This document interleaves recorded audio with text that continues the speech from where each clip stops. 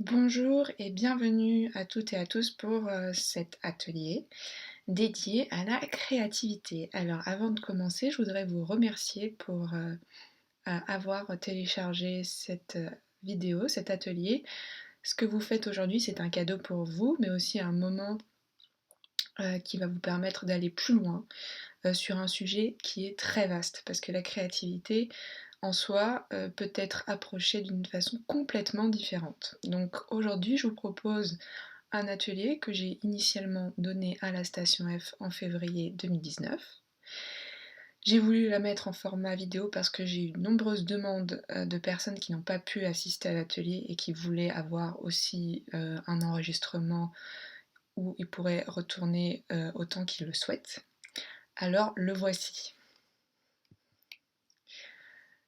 Avant de commencer, j'invite ceux et celles qui le souhaitent à vivre l'expérience comme le jour de l'atelier physique à la Station F, c'est-à-dire que au tout début de l'atelier, j'ai lancé l'expérience avec une sophro, donc on peut appeler ça un peu une méditation guidée. Je mets à disposition cette méditation sur mon site, ainsi qu'en lien attaché à cette présentation. Cette sophro dure une vingtaine de minutes, vous pouvez l'écouter avant de faire cet atelier, dans le but en fait d'être en raccord avec votre expérience personnelle. La sophrologie, je l'utilise avant tout pour faire et pour travailler avec mes clients sur des blocages particuliers, mais dans le cadre des ateliers, je l'utilise pour que chacun puisse accéder à une notion, donc ici la créativité, à sa façon et à sa manière, parce que comme j'aime le répéter, ce que je transmets à travers mes formations et mes ateliers, c'est avant tout un buffet d'outils et après je souhaite que chacun prenne ce qu'il considère important ou juste pour lui et non pas tout et n'importe quoi comme on aura peut-être tendance trop à le faire dans le développement personnel. L'important ayant été noté, donc vous êtes libre de faire la partie méditation guidée si vous le souhaitez, et si vous ne le souhaitez pas, continuons et passons à la première partie de cette présentation sur la créativité. Donc la première partie, elle est dédiée à Internal System, qui veut dire notre système intérieur. Notre système intérieur, il fonctionne d'une façon complètement prédéfinie. Donc j'aime commencer par cette partie-là pour vous expliquer comment notre cerveau fonctionne. Parce que si tout le monde, ou du moins chacun d'entre nous, savait ou connaissait le fonctionnement psychique de notre cerveau, on pourrait gagner énormément en termes d'expérience et de sagesse. Pourquoi ? Parce que notre cerveau fonctionne d'une manière prédéfinie. Notre cerveau est élastique, donc on ne va pas aller sur les notions de neurosciences parce que c'est pas le sujet ici, mais il est important de savoir que d'après les études qui tournent autour de cet organe-là, il est évident qu'il y a un fonctionnement qui est le même pour tous. Le premier point important sur la fonction de notre cerveau, c'est le goal, l'objectif. Qu'on le souhaite ou non, nous avons tous en nous un objectif vers lequel on se dirige. La question à se poser, c'est est-ce qu'on se dirige vers un objectif conscient ou inconscient? Donc, j'aime prendre l'image d'un ordinateur. Pas parce que je souhaite comparer l'humain à une machine, mais parce qu'en neurosciences, on montre que notre cerveau fonctionne comme un ordinateur. On lui donne un objectif et par automatisme, le système va dans sa direction, dans la direction de l'objectif. À travers l'aventure qu'on appelle la vie, et à travers cette poursuite de l'objectif, on se retrouve avec des feedbacks. Les feedbacks, c'est quoi? Ce sont des retours de l'ordinateur, donc dans la vraie vie, ça s'appelle des expériences de vie, parfois on appelle ça des échecs ou des mauvaises rencontres, qui viennent à nous. Ça peut être des critiques, des jugements, des peurs, mais ces feedbacks négatifs viennent à nous pour corriger notre approche vers l'objectif. Donc comme pour n'importe quel programme, n'importe quel ordinateur, lorsqu'on va le mettre en place, ça va pas marcher du premier coup. On va essayer d'atteindre l'objectif, sauf qu'on va avoir des messages d'erreur. Et le secret réside justement dans cette capacité à dépasser et aller au-delà de ces messages d'erreur pour pouvoir enfin atteindre le résultat avec des feedbacks positifs. Les 3 points à retenir dans cette première partie, le premier, c'est que nous le souhaitons ou pas, nous nous dirigeons vers un but, conscient ou inconsciemment. Notre système fonctionne par automatisme, en donnant des feedbacks négatifs au départ pour pouvoir ajuster en fait notre approche vers l'objectif. Et enfin, lorsqu'on atteint des feedbacks positifs, on l'atteint par le fait qu'on a effectué et vécu des expériences négatives. Et donc en soi, ce qu'il faut retenir ici, c'est que les expériences négatives ont autant d'importance que les expériences positives de la vie. Alors, la vie, l'évolution personnelle, elle commence en tant qu'enfant et aujourd'hui en tant qu'adulte, en passant par l'adolescence. Toute notre vie, cet ordinateur interne, donc ce système interne, a été formé, a été, entre guillemets, conditionné de par nos expériences, notre famille, notre éducation, les gens qui nous entourent, notre environnement, notre maîtresse d'école, bref. Il y a nombreux facteurs qui ont influencé et prédéfini ce système, cet ordinateur interne, ce logiciel de base, on va appeler ça comme ça. Et en soi, on a la possibilité, si on le souhaite ou pas, soit de répéter.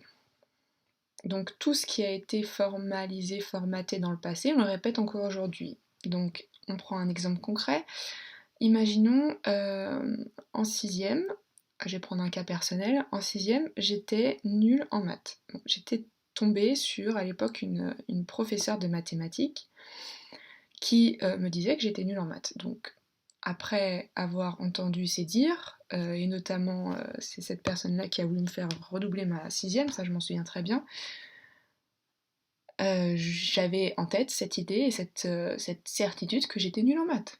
Donc, inconsciemment, je répétais le même pattern que, à la base, une professeure m'avait mise dans la tête. L'autre possibilité, et ça c'est la notion de mise à jour que je propose notamment à travers mes formations et ma pratique de coach, c'est se réveiller, mettre en place un autre pattern consciemment et dans le but de dépasser ce blocage. Donc mon blocage par exemple ici, c'était les maths. J'étais persuadée que j'étais nulle en maths jusqu'au jour où je suis tombée sur une professeure qui m'a montré une autre approche des mathématiques et qui m'a montré que j'étais capable d'être bonne en maths. Mais c'est avant tout passé par moi-même qui a décidé de dépasser ce pattern négatif qui disait à la base tu es nul en maths à je suis entre guillemets bonne en maths, mais ça dépend de moi. Si je travaille sur justement ces erreurs ou ces blocages, je peux les dépasser facilement. Ici, je parle des maths, mais ça peut être tout et n'importe quoi dans nos vies respectives. Le message important que je souhaite pour vous justement de retenir ici, c'est que ce que je vous apporte ici, c'est la possibilité de mettre à jour votre logiciel, votre système interne, tout en prenant en considération qu'il fonctionne d'une certaine façon, comme je viens de vous l'expliquer ici. Aujourd'hui, nous allons parler de créativité. Donc, si jamais on veut appliquer la notion de créativité à ce qu'on vient de voir et explorer ensemble, on peut se dire que notre créativité peut être bloquée, voire freinée, par un pattern, ou du moins une croyance, qui s'est mise en place dans notre système intérieur dans le passé. via une expérience, un parent, un professeur, peu importe. C'est pas la question ici, et ce que je veux dire ici, c'est que il est important de prendre en considération que nos limites et nos blocages viennent de là. Après, à nous de choisir, à nous de décider de dépasser ou pas ce blocage. Pour aller vers plus de créativité, nous allons nous focuser sur le sens du mot créativité. Créativité, il veut dire tout et n'importe quoi pour tout le monde. Certaines personnes verront ça comme une qualité que tout le monde n'a pas. D'autres voient ça comme un domaine, c'est-à-dire que vous pouvez le retrouver dans toutes les personnes que vous rencontrez, mais sous différentes formes. Bref, la créativité va beaucoup dépendre de notre expérience personnelle et aussi de notre relation à l'invisible. Et ça, vous allez voir ça pourquoi plus tard. Donc ce que je vous propose ici, c'est, comme je fais en atelier, c'est de noter donc sur votre carnet ou sur une feuille, de noter votre propre approche et définition de la créativité pour voir au fur et à mesure de cet atelier comment évolue cette définition pour vous. Alors la créativité, comme je viens de le dire, c'est une notion de perception. J'ai voulu en faire une illustration. Si on pouvait illustrer le processus de créativité, ce serait de la façon suivante. Il y a 6 phases dans ce processus. Donc lorsque je parle de processus de créativité, je parle du début, c'est-à-dire on a l'idée qui vient à nous, à la fin, c'est-à-dire que l'idée a été mise en place, a été en quelque sorte matérialisée, et maintenant on arrive à une phase où c'est plus calme et où justement, en quelque sorte, on fait un break de cette idée-là et on la laisse derrière nous et on passe à la suite. Donc la phase 1 est dédiée à l'idée en elle-même. On a une idée qui nous vient sous la douche, au réveil, dans un rêve, dans le cadre d'une conversation avec des proches ou des amis. La question qu'on se pose dans cette phase 1, c'est est-ce que on prend l'idée au sérieux ou pas? Si on ne prend pas l'idée au sérieux, elle reste dans un coin de notre tête, parfois elle disparaît même avec le temps, et c'était juste une idée farfelue qui nous passait comme ça à l'esprit. Si on y apporte de l'importance et on décide de s'y engager, on passe en phase 2 qui est appelée exploration, phase d'exploration. Dans cette phase, on va faire comme une période de recherche où on va essayer de creuser cette idée-là. Donc on va s'intéresser à tout ce qui existe et à toutes les informations qui tournent autour de cette idée pour pouvoir au mieux se rapprocher de cette réalité. Est-ce que l'idée existe déjà? Qu'est-ce qui existe déjà autour de ça? Qu'est-ce que je pourrais mettre en place? On va vraiment chercher un peu partout. On est en mode explorateur, en mode ça y est, l'idée nous est venue, maintenant on part à la recherche plus profonde de cette idée-là. Après, il y a la phase 3. Alors cette phase 3, j'aime dire que c'est la phase la moins acceptée à notre époque. Je l'appelle la phase de digestion. C'est-à-dire que, comme pour tout dans la vie, il y a un processus qui prend du temps. Et ça, au XXIe siècle, on a un peu du mal à accepter ça parce qu'on aime que les choses aillent super vite. Pourquoi? Bah, il y a juste à regarder nos téléphones qui sonnent toutes les 5 secondes avec des notifications et des messages à gogo. Et bah tout va super vite aujourd'hui grâce aux technologies, grâce à Internet, etc.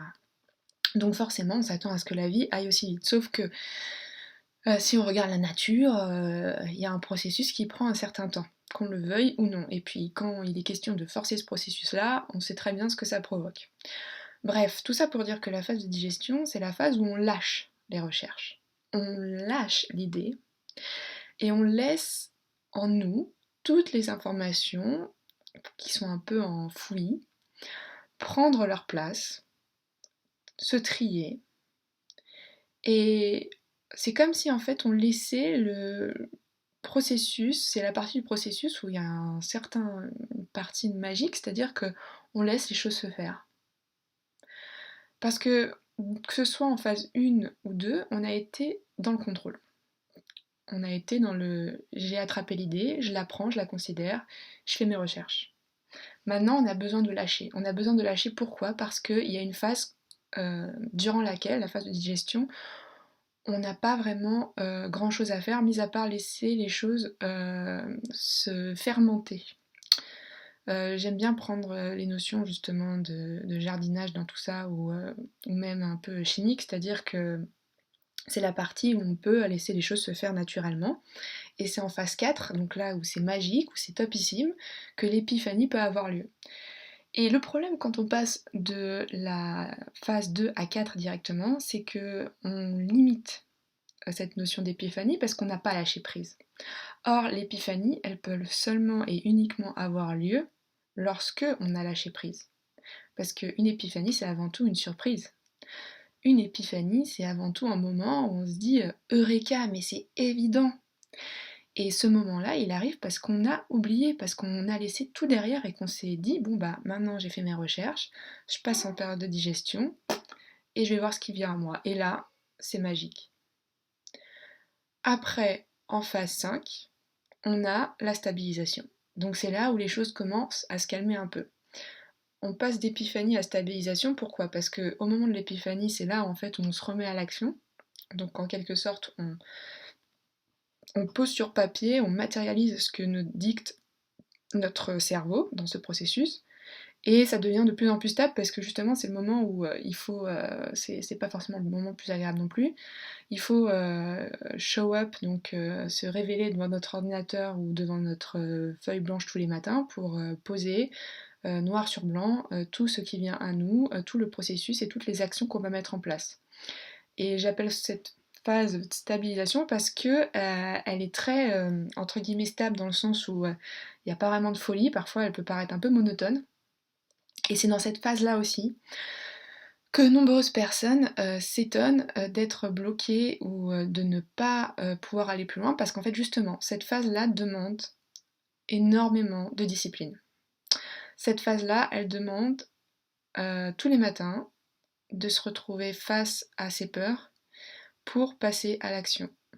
Que ce soit poser les idées sur papier ou mettre en place ces idées dans la réalité, on va avoir des journées bonnes comme des journées mauvaises. Donc c'est va haut, bas, haut, bas. C'est pour ça que la phase 5 est très stable et en même temps, bah, il n'y a rien de plus, quoi. Il n'y a pas le côté épiphanie d'avant, ni le côté idée avant, ça commence à stabiliser. Et puis après, une fois que tout est posé sur papier, une fois qu'on est passé à l'action, il y aura à un moment donné une phase de récession. Donc on espère justement que cette phase de récession arrive dans un laps de temps suffisamment long pour réaliser l'idée dans la réalité.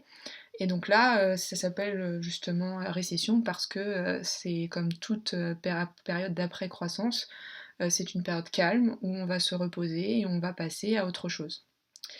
Donc si on prend cette illustration que je viens de vous proposer, ça serait le cycle de vie d'une idée. Lorsqu'on la prend au sérieux en phase 1, jusqu'à justement sa réalisation et la fin, entre guillemets, de cette idée, parce que cette idée à un moment donné prend place, donc après elle ne sera plus dans votre cerveau vu qu'elle aura pris place euh, en étant matérialisée en quelque sorte dans la réalité, et donc on va passer à une phase un peu beaucoup plus calme. Et cette phase un peu beaucoup plus calme, bah, tous les écrivains peuvent vous en parler, c'est une phase où c'est la fin d'un projet, tout a été fait, l'euphorie est passée, le livre est écrit, tout est sorti, maintenant c'est interview et encore, et après il y a une petite phase de déprime parce que justement on se dit bah tout ça c'est passé, c'est fini, maintenant qu'est-ce que je fais après ça quoi. Et là on arrive dans une notion de vide qui peut être assez perturbante. Bref, ce que je veux dire par là, donc notamment dans cette étape de l'atelier, c'est que notre relation à la créativité, donc notre relation euh, face à ce processus de créativité, dépend de notre relation avec l'invisible. C'est quoi la relation avec l'invisible? Donc ça paraît un peu étrange, mais on a tous, qu'on le veuille ou non, une relation avec l'invisible. C'est-à-dire que tout ce qui nous arrive, qu'on ne peut expliquer, qu'on ne peut pas contrôler, c'est l'invisible. Toutes ces notions un peu, comment dire, pas farfelues, mais un peu, on va dire, non matérielles, qu'on n'arrive pas forcément à toucher du doigt, c'est notre relation invisible. Donc la façon dont vous voyez la créativité dans votre vie, c'est aussi lié à votre relation à l'invisible. Si jamais vous croyez en la muse ou la déesse de la créativité qui vient vous voir et qui vient vous donner des idées, bah ça va être beaucoup plus, entre guillemets, aidant que quelqu'un qui n'a aucune croyance autour de ce monde-là et qui se dit que en fait, la créativité, c'est juste le travail. Et donc dans ce cas-là, si c'est juste le travail, bah, c'est juste se montrer tous les matins face à la page blanche et se mettre au travail, point. En fait, notre relation à l'invisible, selon comment on la définit, nous rendra ou rendra ce processus plus facile. Si on le souhaite en fait, parce qu'encore une fois, ça va beaucoup dépendre de nos croyances personnelles.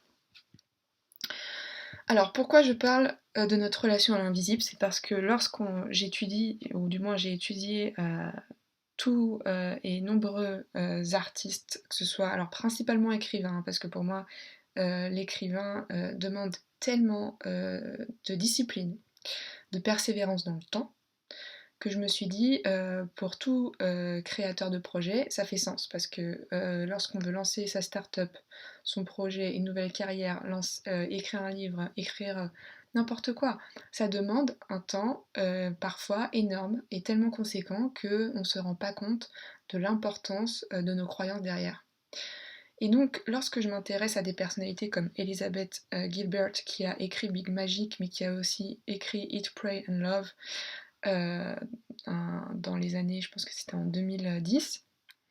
Et elle a connu un succès phénoménal, et après avoir écrit donc Eat, Pray and Love, elle a écrit plusieurs bouquins, et surtout Big Magic, dans le but d'expliquer comment justement ce processus de créativité fonctionne.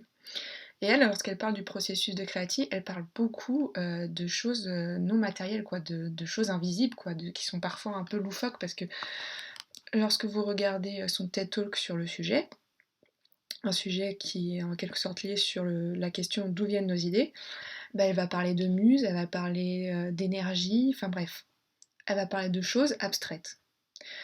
Et ce que ça montre bien, c'est que peu importe en fait ce que vous faites, votre système de croyance, ou du moins votre relation avec ces énergies-là et cet invisible-là, va déterminer vos capacités à créer. Donc le premier point important et qui serait intéressant de noter, c'est comme Elizabeth Gilbert dit, lorsqu'une idée vient à notre porte, on a plusieurs options. Donc, soit l'idée vient à notre porte et on dit à l'idée, bah écoute, en ce moment j'ai plein de choses sur la table et j'ai pas le temps pour toi, donc merci mais au revoir, et dans ce cas-là l'idée part. Elle voit l'idée comme une entité énergétique. Donc c'est une énergie qui parfois arrive dans notre tête en fait, et puis si jamais elle n'est pas considérée, bah, elle va ailleurs. Donc elle considère en fait, Elizabeth Gilbert considère que les idées sont des entités qui vont et qui passent d'humain à humain ou d'entité à entité, et que si elles ne se trouvent pas accueillies chez quelqu'un, ou du moins considérées, bah, elles vont aller voir ailleurs. La deuxième option, c'est accepter l'idée. Accepter l'idée, la considérer et lui dire ok, ça m'intéresse, viens avec moi, on s'engage et on se met et on travaille ensemble. Donc voilà les deux possibilités. Est-ce que j'accepte l'idée qui me vient et je la considère, ou est-ce que je considère que ce n'est pas une idée qui est importante à mes yeux, du moins c'est pas le bon timing aussi, et je passe à autre chose. Après, on a Emerson qui disait There is one mind common to all individual men, ideas are in the air, and if he had not discovered it, someone else would have. Donc c'est complètement en continuité avec ce que je viens de dire et la notion d'idée magique que Elizabeth Gilbert a notée, c'est que il y a dans l'air donc des énergies. Ces énergies-là sont aussi des idées. Et si vous ne la considérez pas, l'idée, eh ben, elle ira voir quelqu'un d'autre. Et je trouve que cette approche fait sens, parce que je sais pas vous, mais ça m'est souvent arrivé de rencontrer justement dans mes clients des gens qui viennent me voir en disant il y a 2 ans j'avais cette idée-là, je l'ai jamais vraiment considérée, je me suis pas vraiment attachée à elle parce que j'avais un travail et que c'était un peu loufoque. Et puis là récemment j'ai découvert que bah il y a plein de gens qui mettent en place cette idée-là quoi. Et ça me rend fou. Et là je suis là bah malheureusement, encore une fois, il y a cette notion de libre arbitre, une idée vient à vous, et vous avez la possibilité soit de la prendre, soit de la laisser repartir vers quelqu'un d'autre. Après, on a l'approche de Neil Gaiman, donc l'auteur de Sandman et de American Gods, qui est actuellement sur Amazon Prime. Donc j'adore cet auteur, écrivain, qui pour moi a une... alors je me retrouve beaucoup dans ses dires et dans ce qu'il partage. Et lorsqu'il répondait à la question d'un enfant, il avait posé cette question parce qu'il était intervenu dans l'école de son fils, et l'enfant a demandé d'où viennent les idées. Et il a répondu que vous obtenez des idées dans les moments de daydreaming. Daydreaming, c'est lorsque vous rêvassez. Vous obtenez des idées lorsque vous êtes dans l'ennui. Vous obtenez des idées tout le temps, surtout lorsque vous vous posez des questions simples. Et pour Neil Gaiman, la question la plus importante à se poser lorsqu'on cherche et on souhaite avoir des idées, c'est what if? Et si?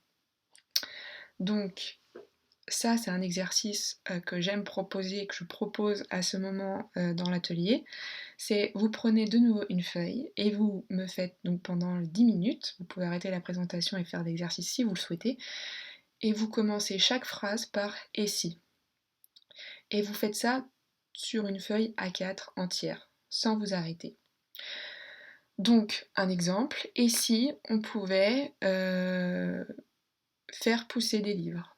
Et si on pouvait faire voyager des idées? Et si on pouvait voyager dans le temps? Et si on pouvait transmettre le savoir par la nourriture? Et si, etc., etc. C'est à travers ce et si, en fait, qu'on va pouvoir ouvrir des portes et se poser des questions et poser des idées qu'on n'aurait jamais osé poser naturellement et consciemment.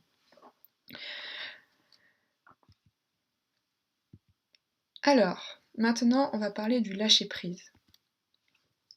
Le lâcher-prise, c'est ce que vous avez pu, si vous avez fait l'exercice que je viens de vous proposer, c'est ce que vous avez pu expérimenter. En fait, lorsque je vous ai demandé de poser toutes vos questions en commençant par « et si », je vous ai demandé de lâcher prise sur votre conscient, de lâcher prise sur les jugements.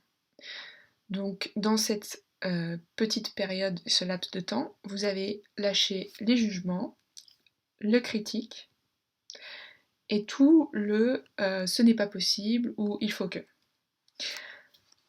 La créativité, elle ne peut pas avoir lieu si vous êtes tout le temps dans le contrôle. La créativité, elle demande un lâcher-prise. Et ça, pour revenir à l'illustration du processus de créativité que j'ai expliqué tout à l'heure, c'est quelque chose, encore une fois, qu'on a beaucoup de mal à considérer, à accepter et à effectuer aujourd'hui. Parce que lâcher prise, ça demande aussi, et surtout, à prendre le temps de se poser, de s'écouter et de lâcher le contrôle qu'on a sur nos vies. Alors, maintenant qu'on a parlé justement de cette notion de créativité, de notre rapport avec le monde invisible et de, comment dire, si on pouvait illustrer le monde de la créativité des idées, à quoi ça ressemblerait, on va plutôt se pencher vers les créatifs qui nous ont précédés et voir comment eux fonctionnaient par rapport à ce thème-là. Parce que la créativité, aujourd'hui, c'est ça qui est génial. Aujourd'hui, il y a des cours sur plein de choses. Comment écrire son livre en 30 jours. Comment devenir riche en 3 mois. Enfin bref, il y a vraiment de tout sur Internet, c'est incroyable. Et ce que j'aime me répéter, c'est que à l'époque, enfin même avant Internet, avant tout ça, les gens faisaient sans se poser de questions en fait. Enfin, ils écrivaient en écrivant, enfin ils apprenaient à écrire en écrivant, ils apprenaient à devenir riches en pratiquant justement certaines méthodes ou en expérimentant dans la vie. Et la créativité, c'est pareil, ils étaient créatifs naturellement dans leur façon d'être et dans leur façon de faire. Il n'y avait pas un cours donné par Hemingway ou par Einstein sur la créativité. les gens les regardaient comme des personnes inspirantes, créatives, et s'en inspiraient dans leur propre vie et dans leur propre processus. Et ce qui est intéressant par rapport justement à cette notion de créativité dans l'histoire, c'est que si on va vraiment très très très très loin, euh, on se rend compte que la créativité, donc elle est à l'origine, la notion de créer est à l'origine mise en place par ce qu'on appelle le génie. Donc ça vient donc de l'époque grecque. Et il considérait en fait que chaque être humain avait en lui un génie ou pas. Parce qu'en fait, vous avez le choix entre nourrir votre génie intérieur ou ne pas le nourrir du tout.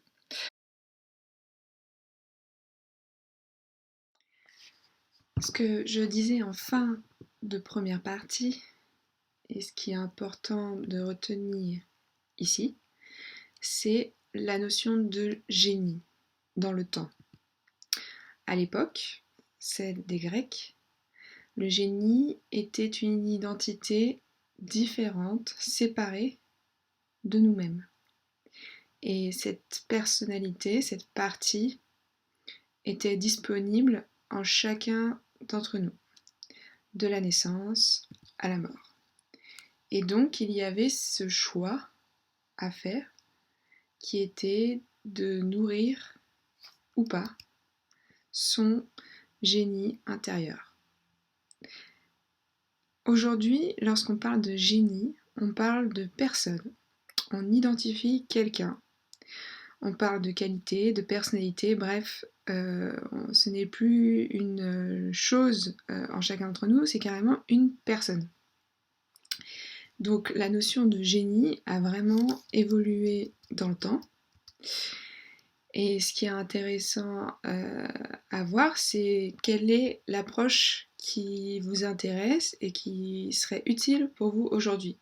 Est-ce qu'il serait utile pour vous aujourd'hui de considérer le génie comme une personne, un dieu, entre guillemets, parce que au final, mettre quelqu'un sous le nom de génie, c'est le rendre surhumain, ou considérer que on a tous une part de génie en nous et que il y en a qui vont l'alimenter et d'autres non.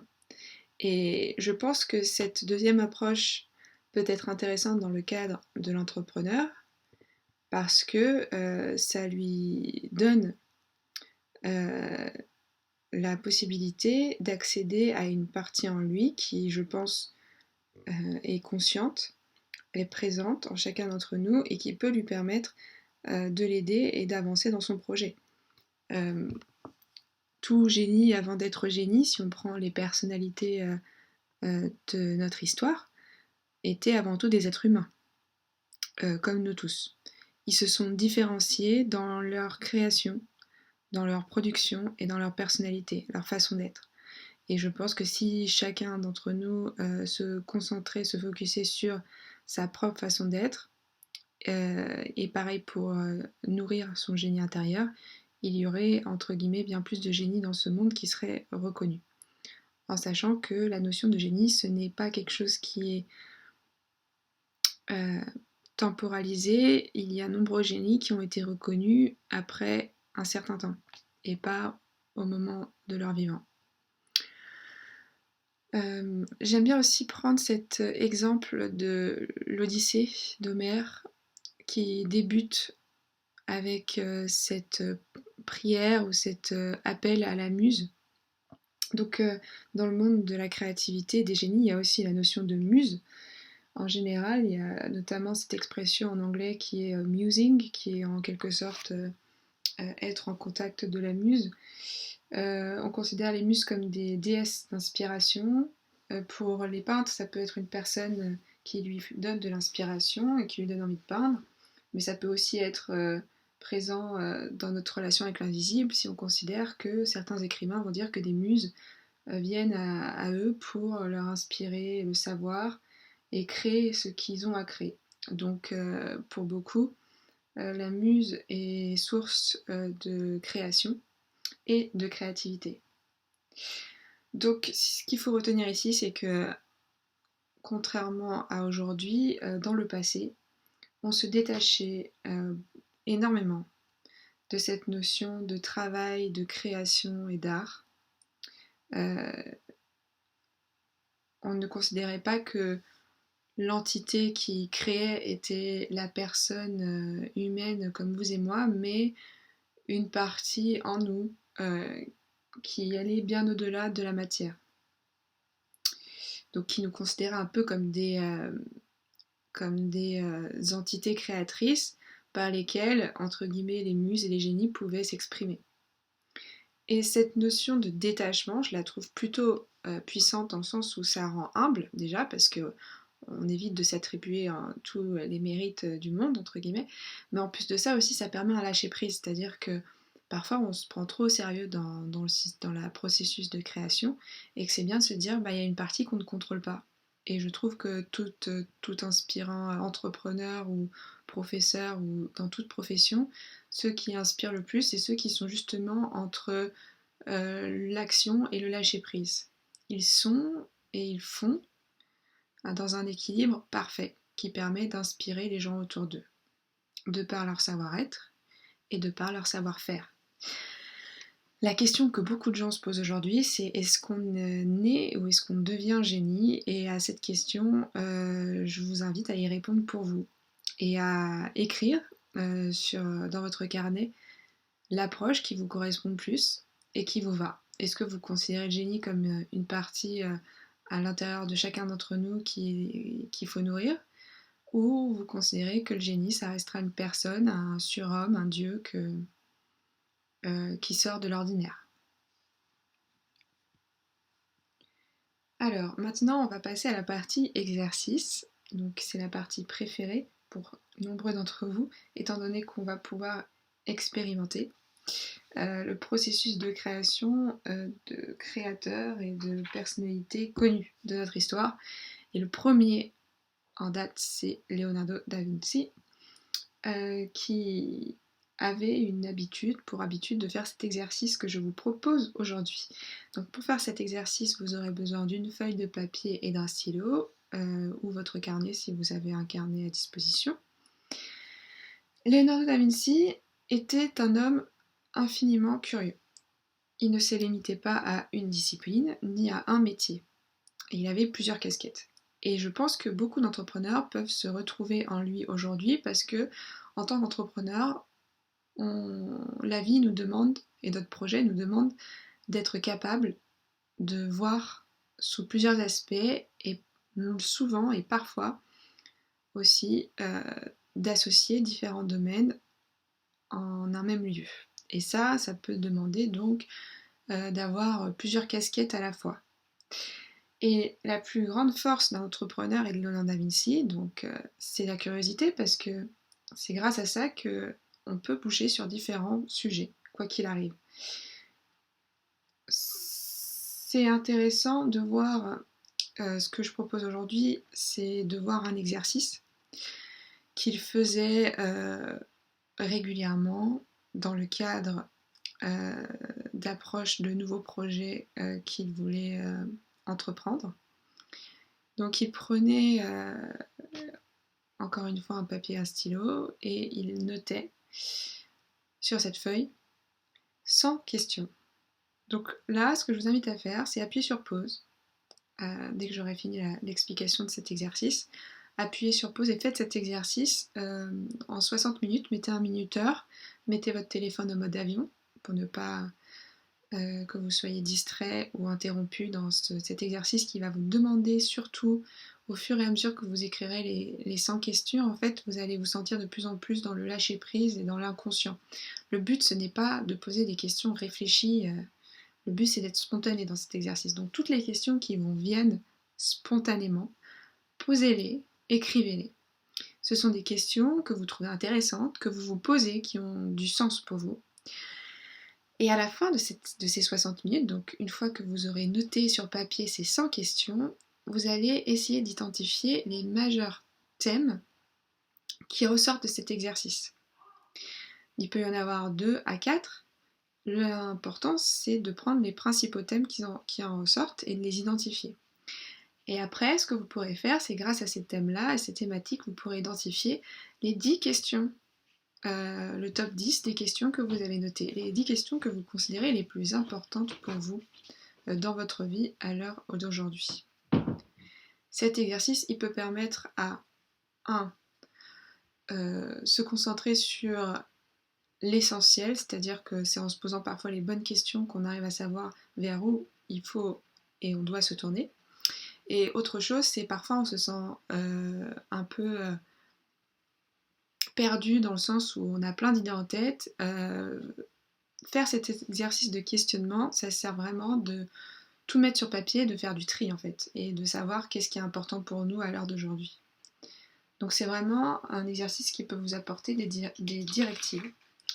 Donc c'est maintenant que je vous invite à bloquer la vidéo sur pause pour pouvoir faire cet exercice. Et je vous retrouve après pour faire le prochain exercice sur Einstein.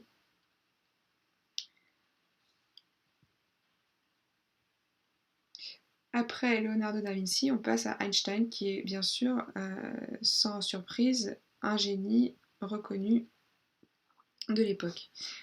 Si on peut prendre un lien entre Einstein et Leonardo da Vinci, c'est la curiosité, le pouvoir de l'imagination, l'intuition et aussi la capacité de combiner plusieurs domaines entre eux. Et combiner pour Einstein, ici, c'est important parce que son processus de créativité l'amenait à jongler entre plusieurs activités à la fois pour permettre d'agir dans une création, dans un travail scientifique, des recherches, et à un moment donné savoir lâcher prise, aller faire autre chose pour après revenir encore plus mûri de cette expérience dans son projet. Il considérait, Einstein, que l'imagination c'est plus important que le savoir. Le savoir, il le considérait comme limité, alors que l'imagination, c'est la seule limite à notre monde. On peut aller aussi loin qu'on le souhaite dans l'imaginaire, alors que dans le savoir, parfois on se retrouve limité. Et lorsqu'il disait ça, c'est surtout en rapport avec son processus de créativité qui consistait à chaque fois qu'il avait un blocage et qu'il bloquait sur un problème en particulier, il sortait de son bureau et allait jouer du violon ou du piano. Ça, le piano, c'est sa sœur qui l'avait fait remarquer dans un écrit. Cette activité musicale lui permettait plusieurs choses. La première chose, ça lui permettait de faire une coupure. Donc, quand il était sur un problème, au lieu de forcer et de continuer à bûcher sur ce problème-là, qui au final était un blocage, il sortait de l'espace de travail et il changeait d'espace. Ça, c'est scientifiquement prouvé. Le fait que vous changez de lieu, ça peut créer justement un autre momentum, parce que vous quittez le problème, entre guillemets, pour vous ressourcer et passer à autre chose. C'est ce fameux lâcher-prise dont je vous ai parlé en première partie de ce workshop. Et ce qu'il faisait, c'est qu'il allait jouer au violon ou au piano. Et ce qu'il faisait pendant qu'il jouait au violon ou au piano, c'est qu'il imaginait les sons et les bruits sous forme de vibrations visuelles. Et il associait donc les sons et ces vibrations-là avec son problème de mathématiques. Donc là, comme Leonardo da Vinci, Einstein associait deux domaines. Là, il associait le domaine de la physique ou d'un problème mathématique au domaine musical avec les sons et les vibrations. Donc il y avait cette sensation de lâcher prise lorsqu'il se sentait bloqué sur un problème donné. Il jouait au violon pour retrouver un autre flow, qui était le flow de la musique, toucher à d'autres sens, parce que là la musique lui permettait de toucher à un sens musical et pas visuel et intellectuel. C'était une solution pour se reposer, relax, mais aussi pour permettre un lâcher-prise qui lui permettait après d'arriver avec de nouvelles idées. Vous savez, aujourd'hui, quand vous avez oublié un mot, quand il y a un mot que vous avez du mal à prononcer ou à donner, vous l'avez, on dit d'ailleurs, je sais ce que c'est, mais je sais plus. Souvent, vous vous dites, je vais lâcher prise et ça va revenir tout seul. Et c'est le cas, le mot revient à un moment donné où on s'y attend pas. Et c'est pareil, lorsqu'on est bloqué sur un problème, on a besoin de créativité, il est essentiel et avantageux de sortir de ce domaine-là, d'aller vers un autre domaine qui va notamment utiliser d'autres sens que celui que vous avez utilisé dans le domaine précédent pour débloquer la situation, permettre un lâcher-prise et donner la possibilité à ce déblocage, à ce flow de prendre place. L'explication du processus de créativité, Einstein l'a expliqué suite à une lettre envoyée par un mathématicien français. Et il disait dans cette lettre, A person who forcibly changes his behavior can break the deadlock by requiring neurons to change connections to enact the new behavior. Ce qu'il voulait dire par ça, c'est qu'on a tous des habitudes. Des habitudes, ce sont des automatismes inconscients qu'on met en place sans s'en rendre compte. Et il disait que dans cette phrase, en fait, que la force de changer une habitude, ça permet de casser un blocage et de créer de nouvelles connexions entre différents neurones.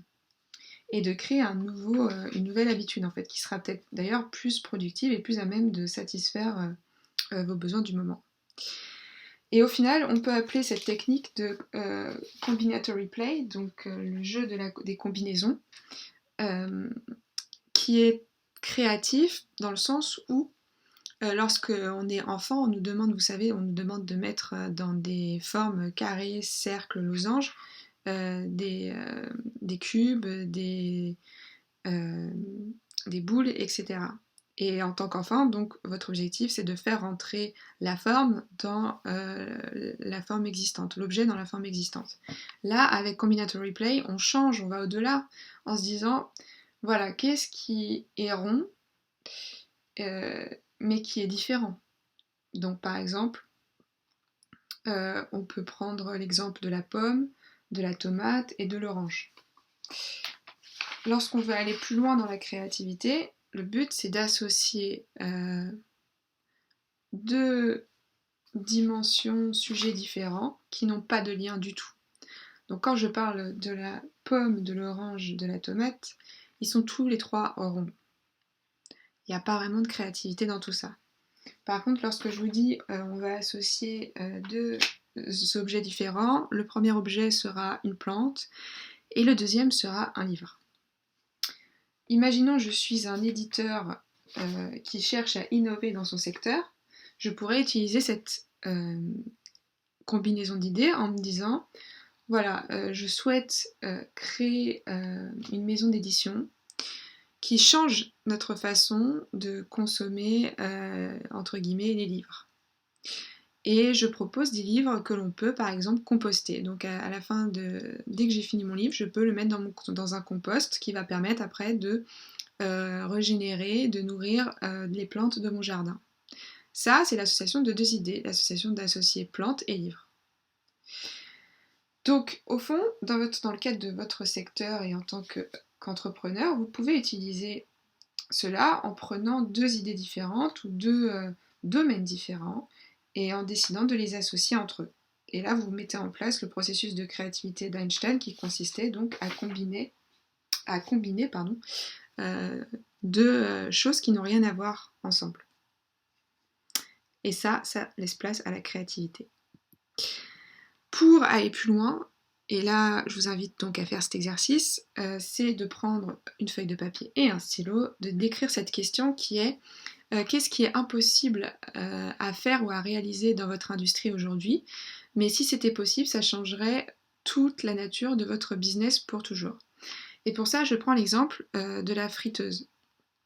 C'est un objet qu'on utilise donc en cuisine pour cuire des frites. Et le grand point commun de toutes les friteuses, ce qui n'a jamais changé à l'époque jusqu'à récemment, grâce à une marque, c'est le fait qu'on mette une tonne d'huile dedans. Jusqu'au point où en fait, pour beaucoup de personnes, il était question de recycler, de garder la même huile pendant un certain temps. Donc c'était pas forcément non plus très hygiénique. Et il y a une marque qui est arrivée sur le marché qui a décidé justement de changer entre guillemets l'impossible en se disant et si on mettait pas d'huile? Et si on mettait juste 2 cuillères à soupe ou 1 cuillère à soupe d'huile? Contrairement aux autres machines qui requièrent une tonne d'huile et des litres d'huile. Et c'est là en fait que la marque en question qui a créé cette machine qui ne demandait qu'une cuillère à soupe d'huile a changé les règles du marché et a créé une nouvelle niche pour des personnes justement qui n'appréciaient pas le côté des litres et des litres d'huile dans ces machines. Et donc ils ont trouvé leur propre... ils ont créé leur propre marché en quelque sorte, parce que c'est le marché des friteuses qui requiert peu d'huile. Et jusqu'à présent, ça n'existait pas. Donc vous, dans le cadre de votre industrie, qu'est-ce que vous pourriez changer, qui est impossible aujourd'hui à changer, mais qu'est-ce que vous pourriez changer et qui changerait toute la donne et la nature de votre business?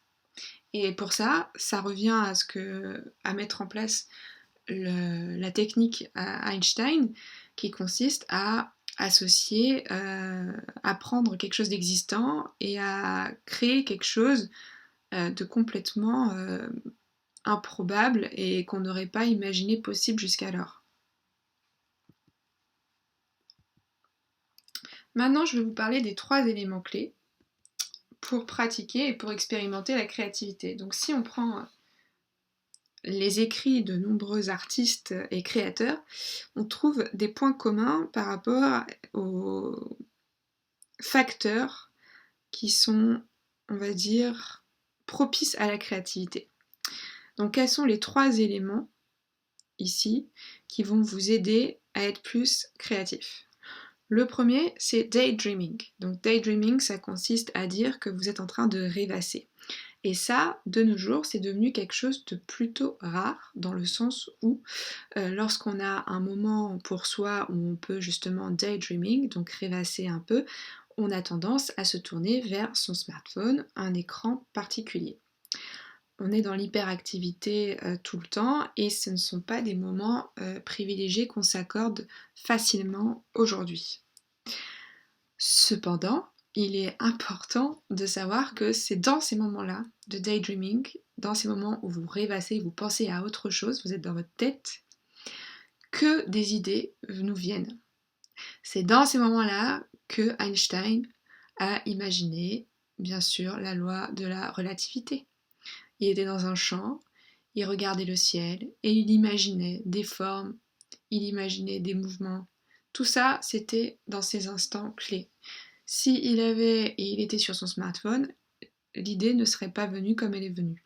Donc vraiment, ces instants pour rêvasser, c'est vraiment clé et important. Et c'est pour ça que je dis que souvent, que prendre des moments dans la journée où vous n'avez pas votre téléphone à disposition est un atout dans le sens où ça vous force à rêvasser un peu et donc pourquoi pas à trouver de nouvelles idées plus facilement.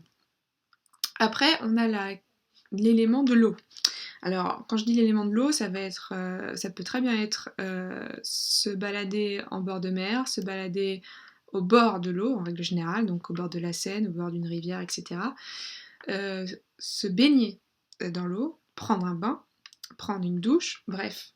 C'est très connu et je suis sûre que ça vous est arrivé au moins une fois, ce moment sous la douche où plein d'idées vous viennent naturellement. Et donc il y a cette notion d'eau que beaucoup d'artistes évoquent, où ils disent l'eau, la fluidité de l'eau. D'ailleurs, si vous avez fait la sophro en début de workshop, vous avez pu remarquer que une version de la sophro, c'est avec le bruit de vagues derrière, c'est pour justement faciliter et pousser cette notion de créativité qui est favorisée par l'élément eau.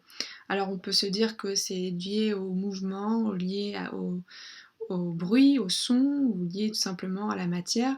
Bref, on dit que l'eau justement est source de créativité pour de nombreuses personnes. Et enfin, le dernier élément, c'est la danse, le mouvement. Beaucoup vont dire, dès que j'ai un trou, dès que j'ai un blocage, je vais me balader dehors, je vais marcher, je vais courir.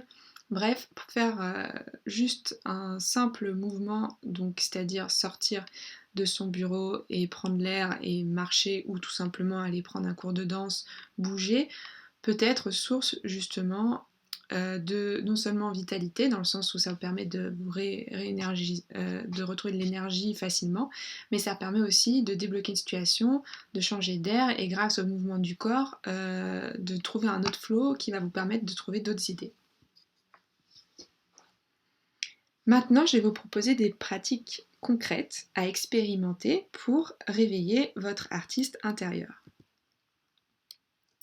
Alors, la première pratique que je recommande et que je pratique depuis maintenant 5 ans, ce sont les morning pages. Donc les morning pages, ça vient du livre de The Artist's Way de Julia Cameron. Il est un livre génialissime pour réveiller sa créativité avec un programme semaine par semaine. Et dans ce livre, elle a 2 pratiques qu'elle recommande. La première, c'est les pages matinales. Donc Morning Pages, ça consiste à tous les matins, lorsque vous vous levez, donc c'est notamment avant d'accéder à votre téléphone, parce que c'est au moment où vous vous réveillez le matin et que vous n'avez justement pas encore eu accès au monde extérieur que vous pouvez être le plus proche de votre subconscient, de votre inconscient, et donc proche d'idées incongrues et novatrices. Vous prenez un carnet ou une feuille et vous écrivez tous les matins une page. Cette page, vous l'écrivez pour vous, personne ne va la lire, vous devez être spontané, pas de jugement, pas de critique, étant donné que justement elle est juste pour vous, elle n'est pas publiée, elle n'est pas partagée forcément. L'important de cet exercice en fait, c'est de faire et de laisser parler votre subconscient. On dit souvent que si vous faites un rêve et que vous voulez vous en rappeler, vous en souvenir, il est important de le faire directement après son réveil. Or, aujourd'hui, 85%, d'après les dernières statistiques, des gens se réveillent avec leur téléphone. Le danger lorsque vous vous réveillez avec votre téléphone, c'est que vous allez automatiquement aller dessus, dès le matin, vérifier vos mails, vos messages, etc. Bref, ce que vous faites en cet instant, en fait, c'est que vous sortez dans le monde extérieur direct. À l'époque, on avait le temps de se lever, doucement, sortir de son lit, bâiller un coup. On éteignait le buzzer de sa petite alarme de l'époque qui servait juste justement à mettre l'heure et à mettre une alarme. Prendre sa douche, prendre son café, prendre son petit déjeuner, faire du sport, enfin bref, les habitudes, les rituels du matin, et puis après, au bout d'un certain temps, allumer son ordinateur et son téléphone ou répondre aux appels. Ça c'était avant. Aujourd'hui, on est tellement facilement débordé et connecté à son téléphone que c'est quelque chose qui est devenu très rare. Le pouvoir des morning pages, il est encore d'autant plus puissant lorsque justement vous ne connectez pas à votre téléphone directement parce que vous êtes le plus proche de votre subconscient. Donc quand je parle de cet exercice, il est important et il sera d'autant plus puissant si vous n'accédez pas à votre téléphone avant. Vraiment le plus proche du réveil, donc du moment de votre réveil et de votre lever, sera le meilleur parce que c'est à ce moment-là où vous serez le plus proche d'avoir des idées novatrices. Plus on est proche de l'inconscient, donc des idées non pensées, non conscientisées, plus ce qu'on va écrire sera intéressant et novateur, et différent de ce qu'on a pour habitude de voir. Après, la deuxième pratique dont elle parle dans son livre, c'est les Artist States.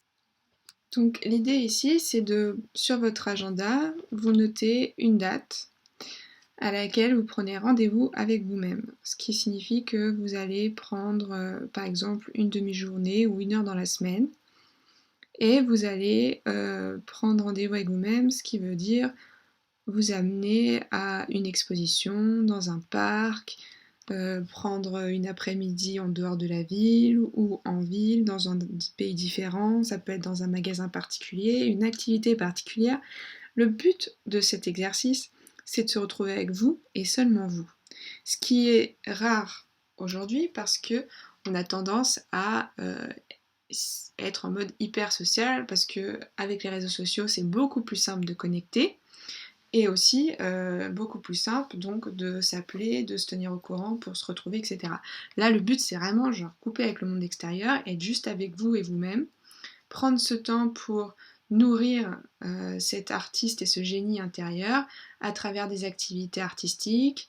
Moi en ce qui me concerne c'est les magasins de papeterie que j'adore justement visiter et rêvasser dedans pour choisir des nouveaux stylos, des nouveaux pinceaux, des nouvelles couleurs, etc. Et notamment les expositions et les musées font aussi partie de ces activités que j'adore faire lors d'un rendez-vous d'artistes. La fréquence recommandée, c'est 1 fois par semaine, d'après, donc c'est ce qui est recommandé dans le livre par Julia Cameron. Après, par rapport à justement votre emploi du temps, 1 fois par mois, c'est déjà très bien. L'important en fait c'est de prendre cette habitude de cette relation notamment qu'on a avec nous-mêmes et que de nos jours on n'a pas vraiment tendance à privilégier plus que ça. Cette relation avec vous-même, elle permet de nourrir votre artiste tout simplement parce que pour être créatif, il faut avant tout se permettre des activités qui sortent du commun, des activités qui nous font plaisir et que parfois on reporte tout simplement par peur d'y aller seul. Parce que un artist day, ça peut aussi tout simplement être d'aller prendre un café ou d'aller manger dans un restaurant qui nous plaît avec nous-mêmes, avec un bouquin ou avec notre carnet pour écrire. C'est pas quelque chose qu'on fait automatiquement. Je pense que les personnes introverties font ça plus facilement, mais que vous soyez extraverti ou introverti, ça peut être très intéressant, dans le sens où ça casse le rythme de la journée, ça casse vos habitudes, et ça vous permet aussi d'entretenir cette relation avec vous-même, et entre autres l'artiste qui est en vous. Pour terminer cet atelier, je cite justement cet acteur qui a dit récemment dans une interview que les réseaux sociaux ont colonisé ce qui était auparavant un espace sacré, occupé par le vide. Cet espace réservé aux pensées et à la créativité. Ce qui veut dire par là, c'est que, et ça revient à la partie des 3 éléments avec le daydreaming, la notion de rêvasser, à une époque, on n'avait pas cette hyper-connexion, cet automatisme qu'on a aujourd'hui, très souvent, qui est de vérifier son portable, de vérifier les notifications, les réseaux, les derniers messages, les derniers commentaires, etc. On n'avait pas ça, donc tout cet espace était dédié à rêvasser, à penser à autre chose, et la plupart du temps, à créer des associations d'idées. Aujourd'hui, lorsqu'on a du temps pour soi, où on a 5 minutes, notamment lorsqu'on fait la queue dans un endroit, lorsqu'on doit patienter ou lorsqu'on attend quelqu'un ou un rendez-vous, on va avoir tendance de vérifier son portable. C'est vraiment un automatisme, hein. Ce n'est même pas quelque chose qu'on fait aujourd'hui consciemment. Je pense que pour de nombreuses personnes, c'est tout simplement ils se sont fait dépasser en quelque sorte par la machine, parce que si on regarde la majorité de nos habitudes, d'ailleurs on fait l'exercice que je propose dans le workshop créativité, qui est de noter sur papier toutes les habitudes que vous avez chaque minute de la journée, on réalise très vite en fait qu'il y a des choses qu'on fait inconsciemment, qui nous servent pas plus que ça et qu'on fait par automatisme. Et c'est important justement de travailler sur ça et de déprogrammer, pour revenir à la notion d'ordinateur en début de workshop, déprogrammer ça, parce que si ça ne nous sert pas et si en plus ça prend cet espace de vide qui est destiné à la créativité et à créer des moments pour associer de nouvelles idées, bah c'est dommage, pour le coup c'est dommage. Et je pense aussi que la notion de stress et de burn-out est beaucoup liée à ça, dans le sens où si on est ultra connecté, notre cerveau, notre corps n'a pas un seul instant pour se connecter à lui-même et pour se connecter à autre chose que ça, quoi. Et donc c'est pour ça que je trouve ça très important. Alors, je vous remercie infiniment pour la participation à ce workshop, j'espère qu'il vous a plu. Si vous avez des questions, notamment sur des parties en particulier, vous pouvez les mettre en commentaire de cette vidéo ou me contacter dans la partie formulaire contact de mon site camilleavis.com. Avis, H-A-V-I-S. Vous avez différentes ressources disponibles sur le blog solibox avec un y.me. Et si vous voulez trouver d'autres ateliers pour éveiller votre intuition, éveiller votre productivité et bien d'autres choses, je vous invite à aller sur le site solibox.com dans la partie shop. Je vous remercie et je vous dis à très vite sur Solibox. Ciao ciao.